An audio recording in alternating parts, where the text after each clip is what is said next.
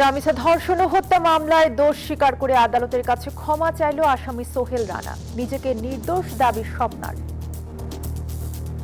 মোহাম্মদ সোহেল রানা উন্মুক্ত ট্রাইব্যুনালে প্রথমে নির্দোষ দাবি করলেও পরে নিজেকে আদালতের নিকট মাপ চেয়েছেন, অর্থাৎ দোষ স্বীকার করে নিয়েছেন। স্বপ্না খাতুন যে আসামি, উনি স্বাভাবিকভাবে আসামিগণ যেভাবে নির্দোষ দাবি করেন উনিও সেই নির্দোষ দাবি করেছেন। দেশের প্রত্যেকটি নাগরিককে মাথায় রেখে বাজেট হচ্ছে প্রধানমন্ত্রীর সঙ্গে বৈঠক শেষে অর্থমন্ত্রী। অর্থনীতির সুফল সবার কাছে পৌঁছে দেওয়ার প্রত্যয়। আমাদের একটি খারাপ সময়, ভঙ্গুর অর্থনীতি, তার মধ্যে আমরা চেষ্টা করেছি বাংলাদেশের প্রতিটি মানুষের কথা চিন্তা করেছি। আদিন হাসপাতালে 6 নবজাতকের মৃত্যুর ঘটনায় তদন্ত রিপোর্ট কিছুক্ষণের মধ্যেই 5 বিভাগে হচ্ছে 5টি শিশু হাসপাতাল, জানালেন স্বাস্থ্যমন্ত্রী। হাদি হত্যাকারীদের নিয়ে মমতার মন্তব্য আমলে নিচ্ছে না বাংলাদেশ। আরেকটা দেশে নির্বাচন হয়েছে, সেই দেশে একটা পরাজিত হয়েছে, সেই পরাজিত একজন নেতা একটা কথা বলেছে, that is not our matter to discuss. জড়িতদের ফেরাতে ভারতের সঙ্গে সরাসরি যোগাযোগ করছে ঢাকা। খানজাহান আলী মাজারের পুকুর থেকে সরল সেই মানুষ খেকো কুমির, নেওয়া হলো খুলনার বন্যপ্রাণী সংরক্ষণাগারে। জোরপূর্বক শ্রমের অভিযোগ, বাংলাদেশ সহ 60 দেশের ওপর শুল্ক আরোপের প্রস্তাব মার্কিন বাণিজ্য দপ্তরে। যুক্ত হতে পারে 12.5। স্বাগত নিউজ 24 সংবাদে, সঙ্গে আছি তাসনিম অর্থী। দেখছিলেন বিআরবি কেবল সংবাদ শিরোনাম। এবারে পুরো খবর। রামিসাকে ধর্ষণ ও হত্যা মামলায় আদালতে আত্মপক্ষ সমর্থনে দায় স্বীকার করে ক্ষমা চেয়েছেন সোহেল রানা। তবে তার স্ত্রী স্বপ্না নিজেকে বাঁচাতে নির্দোষ দাবি করে অব্যাহতি চেয়েছেন। দুপুরে ঢাকা মহানগর শিশু সহিংসতা দমন ট্রাইব্যুনালে আত্মপক্ষ সমর্থনে তারা পৃথকভাবে কথা বলেন। তবে ডলারের বিষয়টি নিয়ে রাষ্ট্রপক্ষ বলছে, মামলার কার্যক্রম বিলম্বিত করতেই চতুরতার আশ্রয় নিচ্ছে আসামি সোহেল। এদিকে ঢাকা মহানগর পিপি আশা করছেন আগামী সপ্তাহে এই মামলার রায় ঘোষণা হবে। শিশু রামিসা হত্যা মামলার তৃতীয় দিনে আত্মপক্ষ সমর্থনের শুনানিতে দুই আসামি সোহেল রানা ও তার স্ত্রীর বিরুদ্ধে রেকর্ডকৃত অভিযোগ ও সাক্ষীদের দেয়া সাক্ষ্য বিশ্লেষণ করে পড়ে শোনান বিচারক। এ সময় আদালতের কাঠগড়ায় ঘাতক সোহেল রানা নিশ্চুপ হয়ে দাঁড়িয়ে থাকলেও অঝরে কাঁদতে থাকেন তার স্ত্রী স্বপ্না।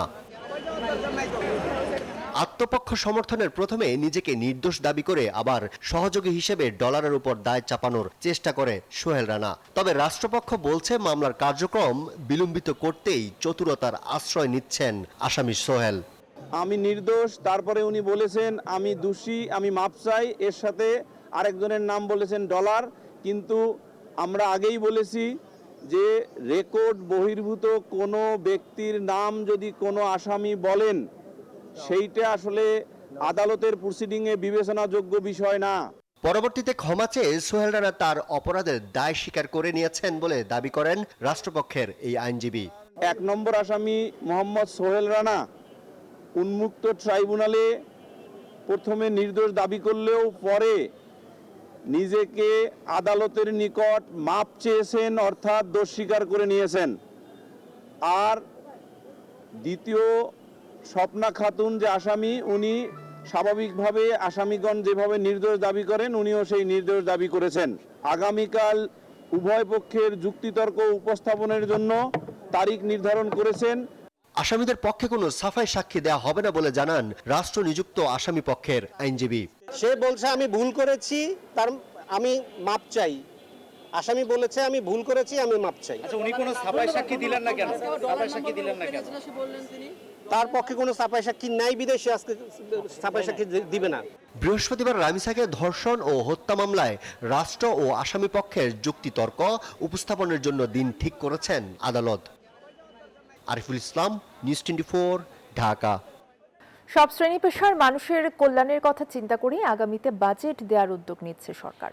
প্রধানমন্ত্রী তারেক রহমানের সঙ্গে জাপানের অন্যতম বৃহৎ ট্রেডিং ও বিনিয়োগ প্রতিষ্ঠান মিৎসুই অ্যান্ড কোং এর প্রতিনিধি দলের সাক্ষাৎ শেষে এমন কথা জানান অর্থমন্ত্রী আমির খসরু মাহমুদ চৌধুরী। সকালে বাংলাদেশ সচিবালয়ের মন্ত্রিপরিষদ বিভাগে প্রধানমন্ত্রীর কার্যালয়ে এই সাক্ষাৎ অনুষ্ঠিত হয়। প্রধানমন্ত্রীর সঙ্গে এই বৈঠকে উপস্থিত ছিলেন অর্থমন্ত্রী আমির খসরু মাহমুদ চৌধুরী। বৈঠক শেষে অর্থমন্ত্রী আরও জানান, বিগত সময় লুটপাট ও অনিয়মে অর্থনীতির অবস্থা খুবই নাজুক। তারপরেও অর্থনীতিতে সকলের অংশগ্রহণ নিশ্চিত করতে পারে এমন বাজেট দিতে চায় সরকার। এই দেশের প্রত্যেকটি নাগরিককে মাথায় রেখে বাজেট দেওয়া হচ্ছে ইনশাআল্লাহ। আমাদের একটি খারাপ সময়, ভঙ্গুর অর্থনীতি, তার মধ্যে আমরা চেষ্টা করেছি বাংলাদেশের প্রতিটি মানুষের কথা চিন্তা করেছি। সবাইকে মাথায় রেখে বাজেট দেওয়া হবে ইনশাআল্লাহ। 5 বিভাগে বিশেষায়িত আইসিইউ সহ 5টি শিশু হাসপাতাল হবে। 6 মাসে শেষ হবে কাজ। সচিবালয় ব্রিফিংয়ে এই কথা জানান স্বাস্থ্যমন্ত্রী সরদার মোহাম্মদ সাখাওয়াত হোসেন। এছাড়া 8 দিন হাসপাতালে 6 নবজাতকের মৃত্যুর ঘটনায় গঠিত তদন্ত কমিটির রিপোর্ট বিকেলে জমা হবে বলেও জানান স্বাস্থ্যমন্ত্রী। সারা বাংলাদেশের সকল উপজেলায় 50 শয্যা থেকে 101 শয্যা বিশিষ্ট হাসপাতালে রূপান্তরিত করতে যাচ্ছি এবং লোকবল দিতে যাচ্ছি। ইট ইজ দ্য রিয়ালিটি যে 6টা বেবি সম্পূর্ণ অবহেলার কারণে মারা গিয়েছে এবং রাজুকও যে রিপোর্ট দিচ্ছে সেটাতে টোটালি আনঅথরাইজড ইন্টারনাল স্ট্রাকচার। সবকিছু বিবেচনায় আমার মনে হয় না এই মামলায় তারা কোনো বেনিফিট পাবে বা এই অপরাধে তারা কোনো ছাড় পাবে, আমার মনে হয় না। রাজধানীর 8 দিন মেডিকেল কলেজ হাসপাতালে 6 নবজাতকের মৃত্যুর ঘটনায় আর কিছুক্ষণের মধ্যেই স্বাস্থ্য মন্ত্রণালয়ের তদন্ত প্রতিবেদন জমা দেবে 3 সদস্যের তদন্ত কমিটি।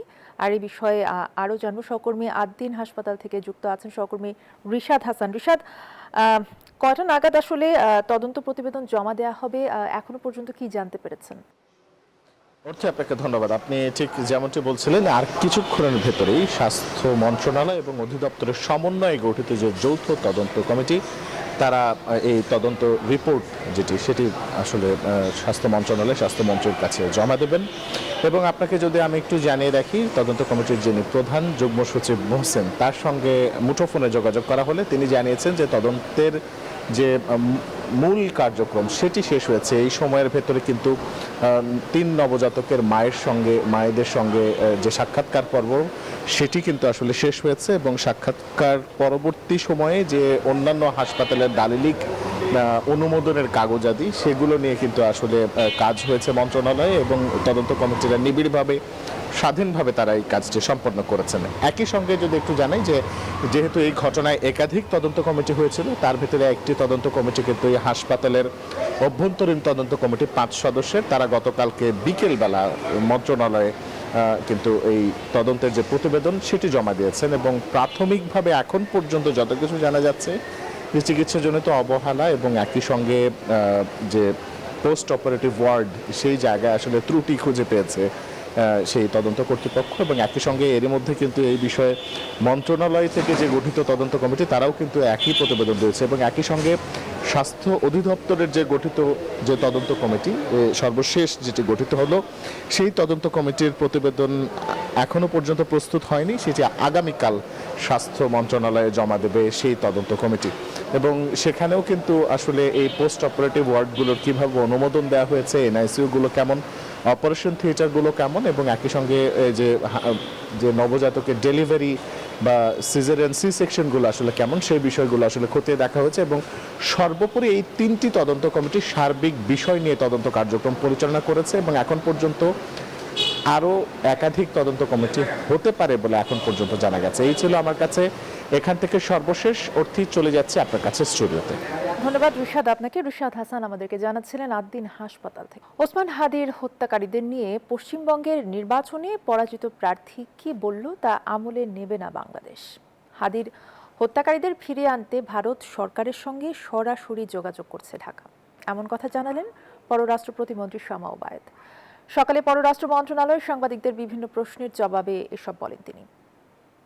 বাংলাদেশ থেকে একটা বড় খুনিকে এসটিএফ অ্যারেস্ট করেছিল, যা নিয়ে বাংলাদেশে অনেক রেভলিউশন হয়েছিল। বিধানসভা নির্বাচনে পরাজয়ের প্রায় 1 মাস পর পশ্চিমবঙ্গের তৃণমূল নেত্রী মমতা বন্দ্যোপাধ্যায় তার প্রথম রাজনৈতিক কর্মসূচিতে ওসমান হাদি হত্যার বিষয়ে এক বিস্ফোরক মন্তব্য করেন, জানিয়ে ইতোমধ্যে সামাজিক যোগাযোগ মাধ্যমে শুরু হয়েছে আলোচনা। এ নিয়ে পররাষ্ট্র মন্ত্রণালয়ের প্রতিক্রিয়া জানতে চাইলে পররাষ্ট্র প্রতিমন্ত্রী শামা ওবায়েদ জানান, হাদির হত্যাকারীদের ফিরিয়ে আনার বিষয়ে বেশ অগ্রগতি হয়েছে।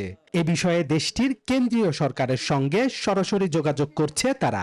আমরা এটা নিয়ে খুবই সিরিয়াসলি হোম মিনিস্ট্রি, স্বরাষ্ট্র মন্ত্রণালয় এবং পররাষ্ট্র মন্ত্রণালয় এটা নিয়ে কাজ করছে। হাদি হত্যার বিচার আমরা চাই। এই কালপ্রিটদেরকে ফেরত আনতে হয়। তাদেরকে কিন্তু আমরা ভারত সরকারের সাথে কূটনৈতিক সম্পর্কের মাধ্যমে আমরা ফেরত আনতে হবে এবং সেগুলো কিন্তু আমরা কাজ করছি খুবই সিরিয়াসলি। মঙ্গলবার দুপুরে বান্দরবানের নাইখংছড়িতে পরিত্যক্ত মর্টার শেল বিস্ফোরণে এক শিশু নিহতের ঘটনা খতিয়ে দেখার কথাও জানান পররাষ্ট্র প্রতিমন্ত্রী। বলেন, সীমান্তে শক্ত অবস্থানে থাকার নির্দেশ রয়েছে ঢাকার। ঘটনা অত্যন্ত দুঃখজনক। এখানে কি ঘটেছে এটা আমরা খতিয়ে দেখব। অবশ্যই মিয়ানমার সরকারের সাথে আমরা যোগাযোগ করব। প্রধানমন্ত্রী সফর নিয়ে তিনি বলেন, বেশ কয়েকটি দেশ থেকে সফরের আমন্ত্রণ এসেছে। প্রধানমন্ত্রী সিদ্ধান্ত নেবেন তিনি কোথায় কবে যাবেন। বহু দেশ থেকে দাওয়াত এসছে। এখন it is prime ministers decision, উনি কিভাবে, কখন, কোন সময়, কোন দেশ দিয়ে শুরু করবেন। জাতিসংঘের সাধারণ পরিষদের ৮১তম অধিবেশনের সভাপতি নির্বাচিত হওয়ায় পররাষ্ট্রমন্ত্রী খলিলুর রহমানের বিজয় বাংলাদেশের বিজয় বলে মন্তব্য করেন তিনি। বলেন, ইউএনজির দায়িত্ব পালনে খলিলুর রহমান ছুটিতে থাকবেন কিনা বা পররাষ্ট্র মন্ত্রণালয়ের ভারপ্রাপ্ত কেউ আসছেন কিনা সে সিদ্ধান্ত নেবেন প্রধানমন্ত্রী এবং পররাষ্ট্রমন্ত্রী। ওনার দূরদর্শিতা। শাহনুর রহমান, নিউজ 24, ঢাকা। বাংলাদেশে সাগররুনি হত্যা মামলার সবশেষ অবস্থা জানতে attorney general barrister Ruhul Quddus কাজলের সঙ্গে দেখা করেছেন তাদের একমাত্র সন্তান মেঘ। দুপুরে অ্যাটর্নি জেনারেলের অফিসে আসেন মেঘ। সঙ্গে ছিলেন মামলার বাদী ও নিহত রুনির ছোট ভাই নওশের আলী রোমান। মামলার অগ্রগতি নিয়ে হতাশা ব্যক্ত করেন তারা। এ সময় অ্যাটর্নি জেনারেল বলেন, ঘটনার সময় যারা তদন্তের দায়িত্বে ছিলেন তাদের হদিস পাওয়া যাচ্ছে না। তিনি জানান, মামলার তদন্তে গঠিত টাস্কফোর্স সকল দিক থেকে তদন্ত করছে। 2012 সালের 11 ফেব্রুয়ারি নিজ বাসায় সাংবাদিক দম্পতি সাগর সারোয়ার ও মেহেরুন রুনি হত্যা হয়।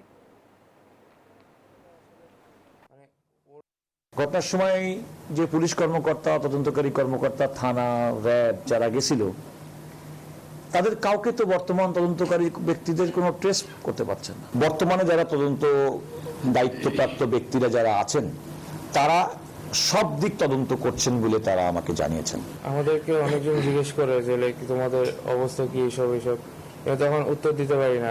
অনেকজন বলে যে উত্তর দিতে পারি না, মানে আমাদের কোনো অ্যান্সারই থাকে না। এখন আমরা জানিও না কিছু। একটি মহল দেশে অস্থিতিশীল পরিস্থিতি তৈরির চেষ্টা করছে বলে মন্তব্য করেছেন স্থানীয় সরকার, পল্লী উন্নয়ন এবং সমবায় মন্ত্রণালয়ের মন্ত্রী ও বিএনপি মহাসচিব মির্জা ফখরুল ইসলাম আলমগীর। বুধবার দুপুরে ঠাকুরগাঁওয়ের রুহিয়া উপজেলা বাস্তবায়ন করার গণসংবর্ধনা অনুষ্ঠানে প্রধান অতিথির বক্তব্যে তিনি এই মন্তব্য করেন।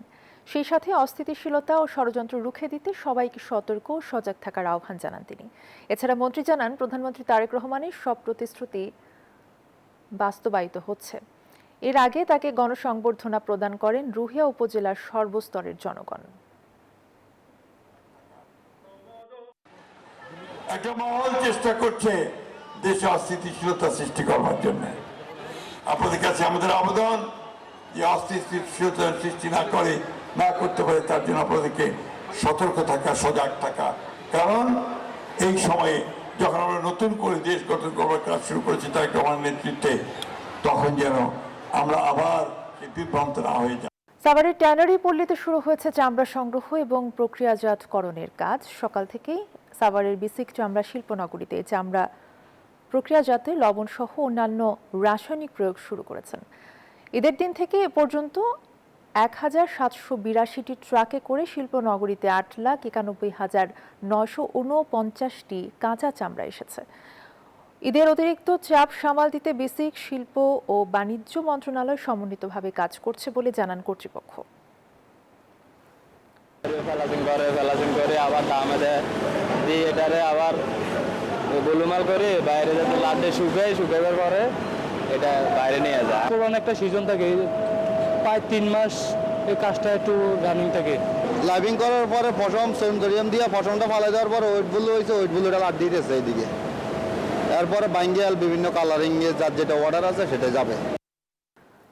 হযরত খানজাহান আলী রাদিয়াল্লাহু আনহু মাজারের দিঘির মানুষ খেকো কুমিরটিকে বন বিভাগের আওতাধীন খুলনার সংরক্ষণাগারে সরিয়ে নেওয়া হয়েছে।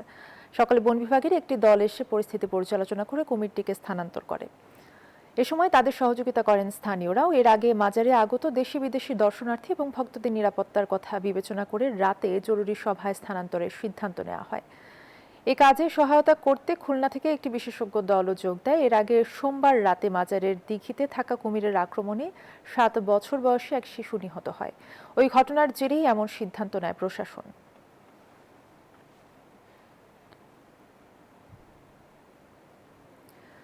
সারা দেশের ন্যায় মৌলভীবাজারে প্রচণ্ড তাপদাহে বিপর্যস্ত জনজীবন।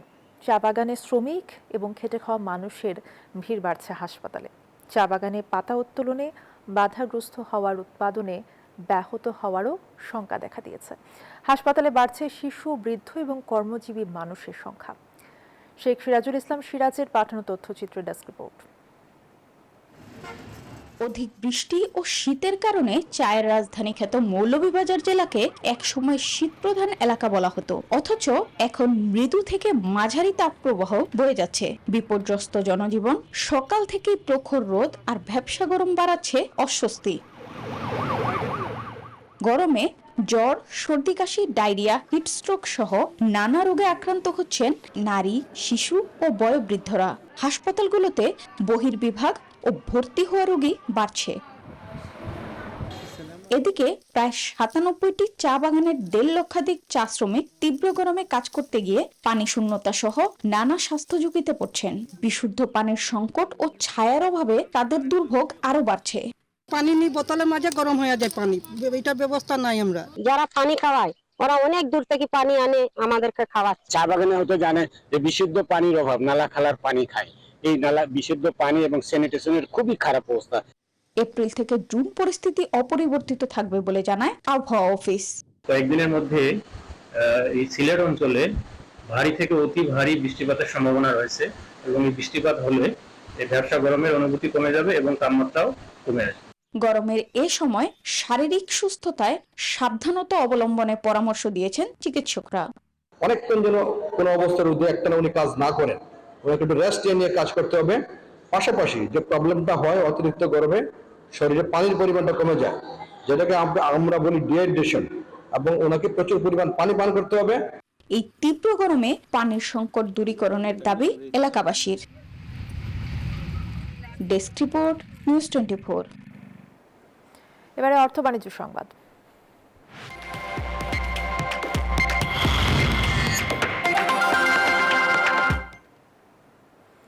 ইসলামী ব্যাংকের নতুন চেয়ারম্যান খুরশিদ আলমের অপসারণের দাবিতে টানা 3য় দিনের মতো আন্দোলন করেছে ইসলামী ব্যাংক সচেতন গ্রাহক ফোরাম।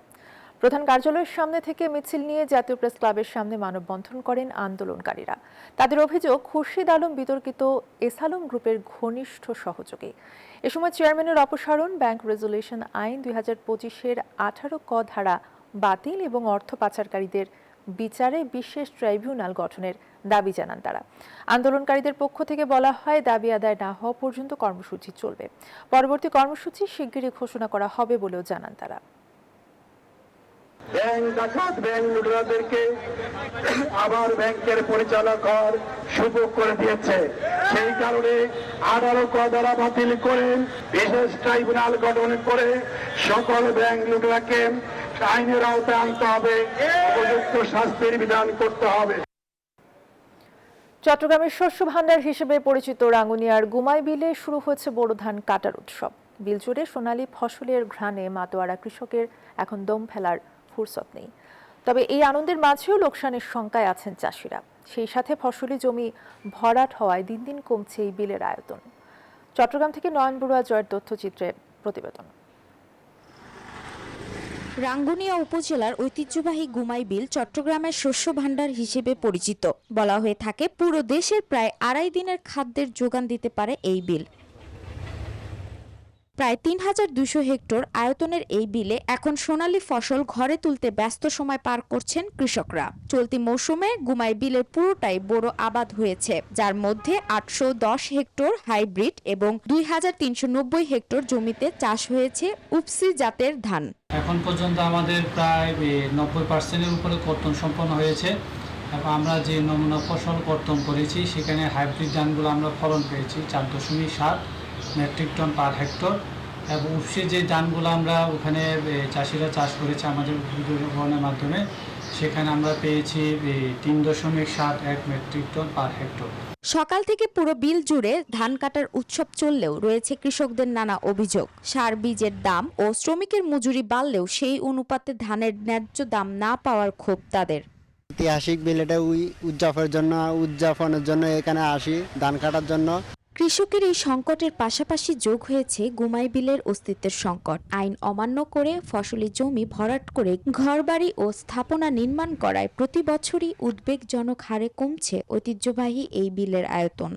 রাস্তার আশেপাশে এবং অনেক বিলের মধ্যে ঘরবাড়ি হয়ে গেছে, অনেক দোকানপাট হয়ে গেছে, বিলের মধ্যে ঘর করে ফেলতেছে মানুষে। সো এখন বলবো গভর্নমেন্টে বলবো যে মানে এদিকে ফোকাস করার জন্য, যাতে মানে আমাদের ঐতিহ্যটা ধরে রাখে। আবহাওয়া অনুকূলে থাকলে প্রতি মৌসুমে 10,000 টন ধান উৎপাদনের লক্ষ্যমাত্রা পূরণে বড় ভূমিকা রাখে এই গুমাই বিল। তাই দেশের খাদ্য নিরাপত্তা ও এই শস্য ভাণ্ডারকে টিকিয়ে রাখতে কার্যকর পদক্ষেপ নেয়ার দাবি সংশ্লিষ্টদের। Desk report, news 24। ধান, ভুট্টা কিংবা আলুর পাশাপাশি নীলফামারীতে দিন দিন জনপ্রিয় হচ্ছে বাদাম চাষ।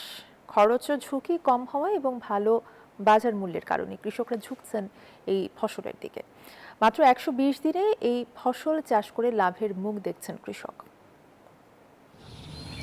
সারি সারি সবুজ গাছের নিচে মাটির বুক জুড়ে বেড়ে উঠছে বাদাম। নীলফামারীর সদর উপজেলার বিভিন্ন এলাকায় এমন দৃশ্য চোখে পড়ে।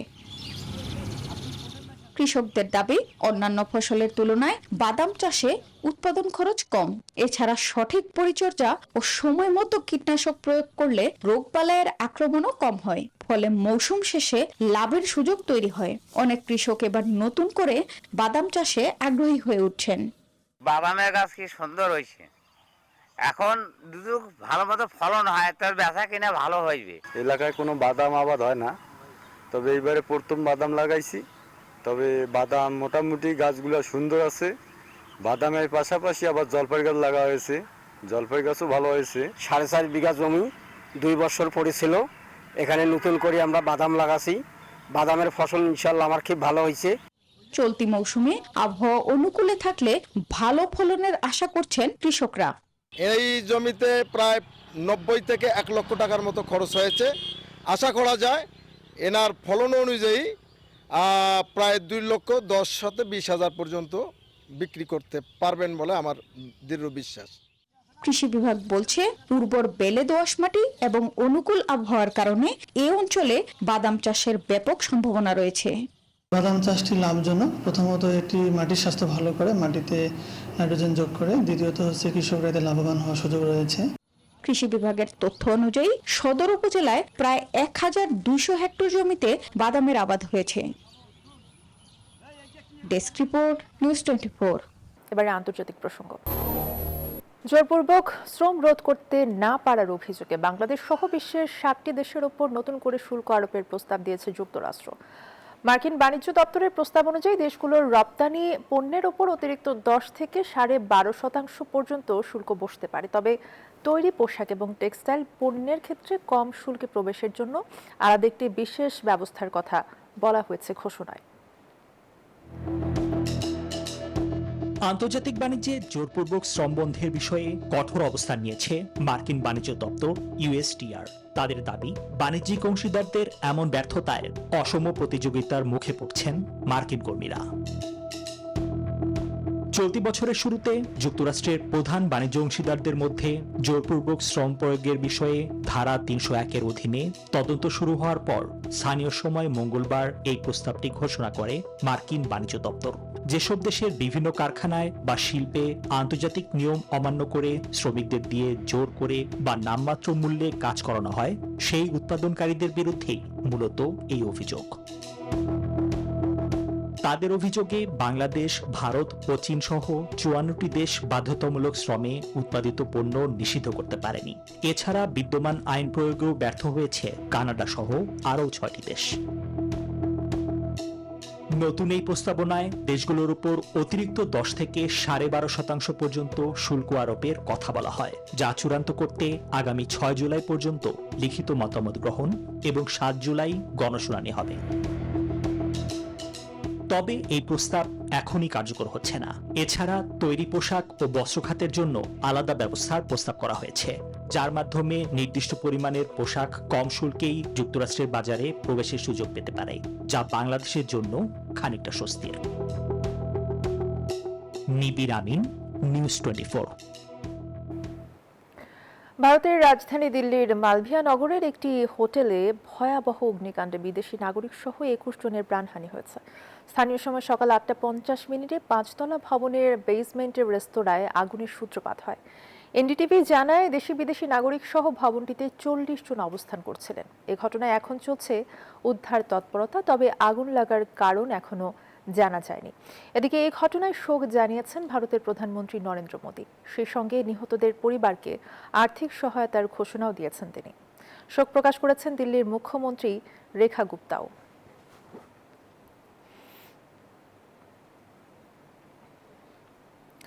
উপসাগরীয় অঞ্চলে মার্কিন নৌ অবরোধ অমান্য করে একটি তেল ট্যাঙ্কারে ক্ষেপণাস্ত্র ছুড়েছে যুক্তরাষ্ট্র। এর জবাবে একটি মার্কিন ইসরায়েলি পণ্যবাহী জাহাজে আঘাত এনেছে তেহরান। পরবর্তীতে ইরানের কেশম দ্বীপে সরাসরি সামরিক হামলা চালিয়েছে ওয়াশিংটন। অন্যদিকে যুদ্ধবিরতি নিয়ে দুই দেশের মধ্যে চলমান শান্তি আলোচনা স্থবির হয়ে পড়ার খবর ছড়ালেও তা পুরোপুরি নাকচ করে দিয়ে কূটনৈতিক তৎপরতা অব্যাহত থাকার দাবি করেছে মার্কিন প্রশাসন। নিজেদের নৌ অবরোধ কার্যকর করতে বোতসোয়ানার পতাকাবাহী একটি বাণিজ্যিক তেল ট্যাঙ্কারে হেলফায়ার মিসাইল নিক্ষেপ করেছে মার্কিন বাহিনী। যুক্তরাষ্ট্রের দাবি, ট্যাঙ্কারটি বারবার সতর্কতা উপেক্ষা করে ইরানের দিকে যাচ্ছিল, তাই আন্তর্জাতিক জলসীমায় বিমান থেকে হামলা চালিয়ে এর ইঞ্জিন রুম অচল করে দেওয়া হয়। এমন আগ্রাসনের কড়া জবাব দিতে দেরি করেনি তেহরান।